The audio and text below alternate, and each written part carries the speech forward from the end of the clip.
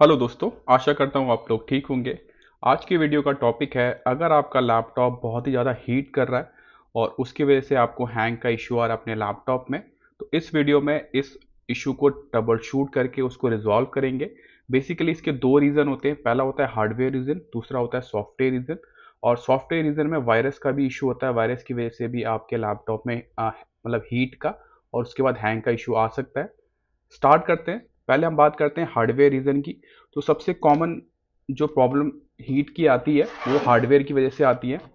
जैसे कि आप देख सकते हैं, ये मेरे लैपटॉप का बैक पैनल है और यहाँ पे आप देख सकते हैं ये दो कॉलम बने हैं वेंटिलेशन के लिए, एयर वेंटिलेशन के लिए। देखिए यहाँ पे, ठीक है। एक चीज़ का आपने ध्यान रखना है जो बहुत ही बेसिक चीज़ है कि आपको अपने बेड पे या फिर किसी सोफे पे रख के अपने लैपटॉप पे काम नहीं करना।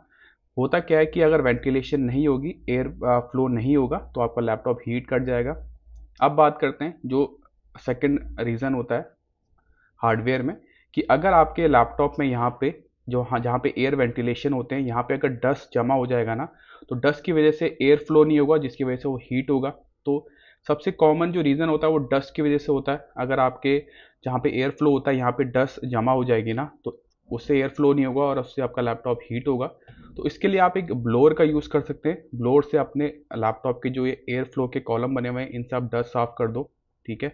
दूसरा, यहाँ पे एक फ़ैन लगा होता है, हर लैपटॉप में यहाँ पे एक फ़ैन लगा होता है। जो फ़ैन होता है बेसिकली वो ऑटोमेटिकली वर्क करता है, ठीक है। और अगर फ़ैन चल रहा है और यहाँ पे डस्ट जमा हो रखा है तो एयर फ्लो नहीं होगा और फ़ैन के चलने के बावजूद भी आपका लैपटॉप जो है वो हीट करेगा। बहुत कम रीज़न होते हैं कि आपका फ़ैन ख़राब होगा, बहुत ही मेजर मतलब बहुत ही कम चांसेस हैं कि आपका फ़ैन ख़राब होगा, ठीक है। डस्ट की वजह से बेसिकली इशू आता है कि डस्ट जमा होने की वजह से एयर फ्लो नहीं होता और जिसकी वजह से यहाँ पे आपका लैपटॉप हीट हो जाता है। अब मैं अगर आपको अपने लैपटॉप का बैक पैनल ओपन करके दिखाऊं, तो देखिए मैंने अभी अपने लैपटॉप को एक ब्रश से साफ़ किया है। तो अगर आप भी अपने लैपटॉप का बैक पैनल ओपन कर पा रहे हैं, तो वहाँ पे अगर आपको डस्ट दिख रहा है तो एक ब्रश से आप अपने लैपटॉप के जो कंपोनेंट्स हैं, अगर उन पे डस्ट जमा हो रखा है तो उसको क्लीन कर सकते हैं। और जो दूसरी चीज़ है, अगर आपके पास ब्लोअर है तो बहुत ही अच्छी बात है। ब्लोअर से तो बहुत ही ईज़ी हो जाएगा आपको डस्ट साफ़ करना, और ब्लोअर की वजह से, ब्लोअर की हेल्प से आप अपने एयर वेंटिलेशन का भी जो डस्ट है उसको क्लीन कर सकते हो। तो जो मेजर रीज़न होता है लैपटॉप के हैंग होने का वो हार्डवेयर रीज़न होता है, और जो उसमें आता है वो डस्ट की वजह से आपका जो लैपटॉप है वो हैंग होता है। तो मेक श्योर कि आपका लैपटॉप क्लीन हो।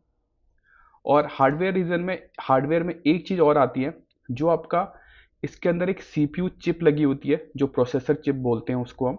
तो उसके ऊपर ना एक कूलिंग पेस्ट लगा होता है, जिससे वो उस कूलिंग पेस्ट से वो प्रोसेसर हमेशा कूल रहता है। अगर वो आपका कूलिंग पेस्ट ख़त्म हो गया है, तो उस केस में आपको वो कूलिंग पेस्ट को रिप्लेस या फिर उसको रिफ़िल करवाना पड़ेगा, जो कूलिंग पेस्ट सीपीयू चिप के ऊपर लगती है। और वो आप नहीं कर पाओगे तो उस केस में आपको इसको किसी हार्डवेयर शॉप में लेके जाना पड़ेगा, अगर कूलिंग पेस्ट का इशू है तो। अब बात करते हैं सॉफ्टवेयर जो रीज़न होते हैं। अगर मैं आपको अपने लैपटॉप को ऑन करके दिखाऊं, और स्टार्ट करने से पहले मेक श्योर कि आप अगर विंडोज़ 10 का लैपटॉप यूज़ कर रहे हैं, विंडोज़ 10 या विंडोज़ 11, मेक श्योर आप उसमें एक एसएसडी हार्ड डिस्क का यूज़ करोगे। एसएसडी हार्ड डिस्क एक नॉर्मल हार्ड डिस्क है, ये एक नॉर्मल हार्ड डिस्क जो पहले टाइम में यूज़ होती थी, साटा हार्ड ड्राइव। इस हार्ड डिस्क से ये जो साटा हार्ड ड्राइव होती है ये 10 टाइम ज़्यादा फास्टर होती है। तो मेक श्योर कि आप एक एसएसडी हार्ड डिस्क का यूज़ कर रहे हो अपने लैपटॉप के अंदर। मैं आपको ये भी दिखा देता हूँ कि कैसे आप चेक कर सकते हो कि आपके लैपटॉप में कौन सी हार्ड ड्राइव लगी है। तो उसके लिए आपने सिंपली क्या करना है, विंडोज़ आइकन पे यहाँ पे आप क्लिक करो।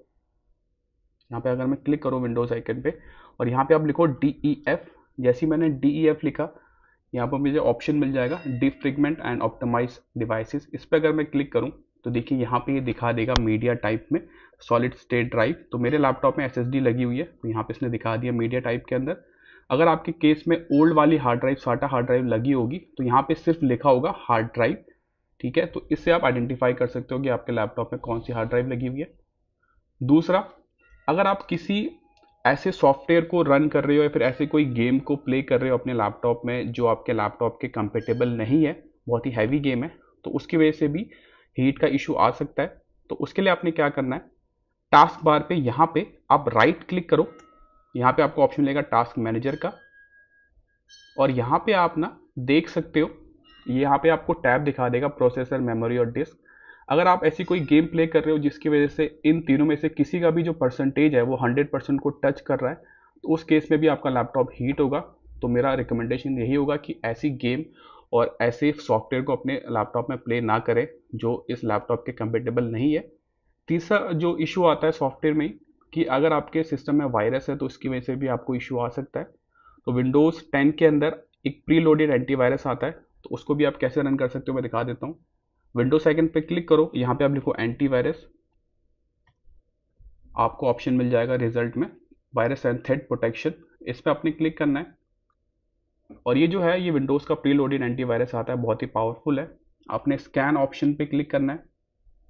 यहाँ पे आप नीचे जाओगे ना तो आपको 4 ऑप्शन मिलेंगे, क्विक, फुल और माइक्रोसॉफ्ट डिफेंडर ऑफलाइन स्कैन। तो आप माइक्रोसॉफ्ट डिफेंडर ऑफलाइन स्कैन को सेलेक्ट करो और स्कैन नाउ पे क्लिक करो। आपका सिस्टम रीस्टार्ट होगा और फिर वो ऑफलाइन मोड में आपके सिस्टम को स्कैन करेगा। तो इससे भी आप वायरस रिमूव कर सकते हो और वायरस की वजह से भी हीट का इशू आ सकता है। तो ये कुछ मेथड है जिनके थ्रू आप ट्रबल शूट कर सकते हो अगर आपका लैपटॉप हीट हो रहा है तो।